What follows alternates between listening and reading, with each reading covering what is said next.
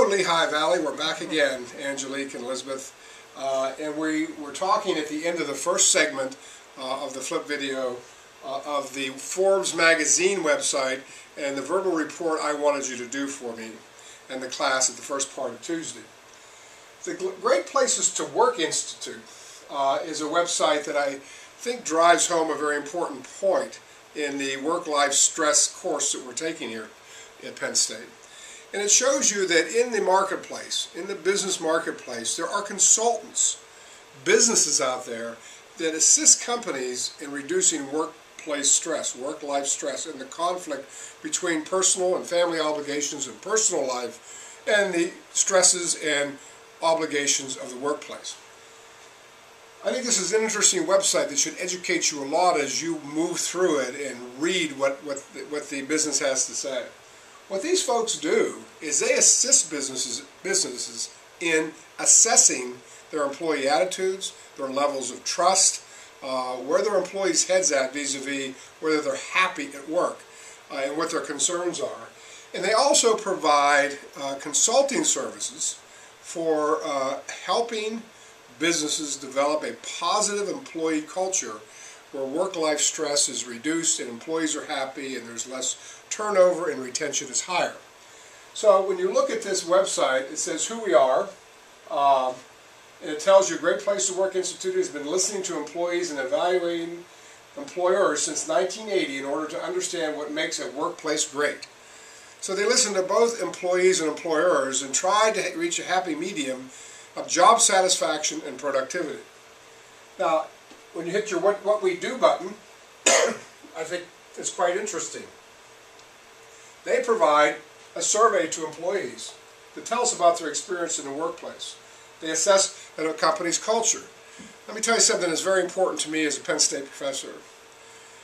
Culture, corporate culture is either by design or default. How do I define corporate culture? Operationally.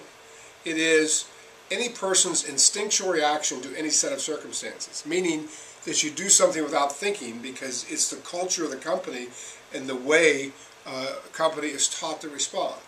And why I say corporate culture exists by design or default is employers either design their culture and teach their culture to their employees, or they do have a culture by default. New employees observe old employees, new employees observe their leaders, and they tend to act the way that the company rewards their action or is indifferent to their action. So what this company does is try to assess the instinctual reactions of people in the company and tell a company, this is a culture you got going on now, and they will also help you design a culture to improve that culture for productivity and employee satisfaction.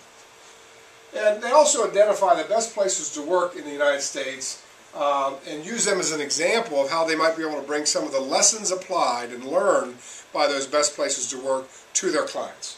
So it's sort of an interesting business, isn't it? It's a business that helps employers who really understand the need to have happy, productive employees, to retain them, and how to get from point A to point B in doing so. So what I want you to do, obviously, is motor around, become familiar with this website. You can take a look at what they believe. Trust-based relationships are at the heart of every great workplace. I think the theme of this company, this consulting company, is employees who trust their employers are happy. If you can't get beyond the trust issue, you don't have a happy workplace. Trust relates to whether they're going to be laid off, the fairness of their pay, the fairness of their valuation, etc., etc. That any company can be a great place to work, no matter how big or small. Business benefits of a great workplace are measurable, and better workplaces lead to a better society. Our mission is to help companies transform their workplaces. And if you go through this website, you'll see that they have various charges for surveys, they have various charges for services they do. Be prepared for me to ask you some questions on Tuesday about what you think of this company.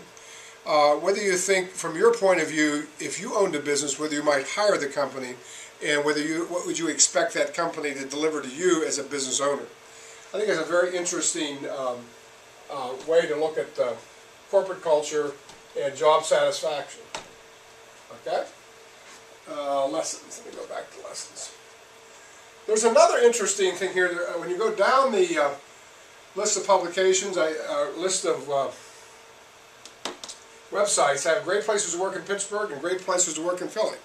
Almost in any regional area, you will find the internet to have a basis for saying, or a resource for saying, what are the good companies to work in your regional area. Take a look at Philadelphia, because that's where you folks work, or any other place in the country that you might want to relocate to, and see if you can find places that evaluate the quality of workplaces in your region or in a region where you might want to relocate. And be ready to answer questions about what you thought of the quality of that information in your regional area. So that's why I have best places to work in Pittsburgh and best places to work in Philly. Now, I think this is an interesting website that shows you how unique it can be. This human rights campaign, Best Places to Work, measures best places to work based upon the tolerance and benefits provided gay and lesbian couples and people whose sexual orientation is not the heterosexual orientation that we see in the mainstream media more than the alternative sexual orientation. So they take a look at the places to work on a dimension of supporting equality for lesbian, gay, bisexual, and transgender employees.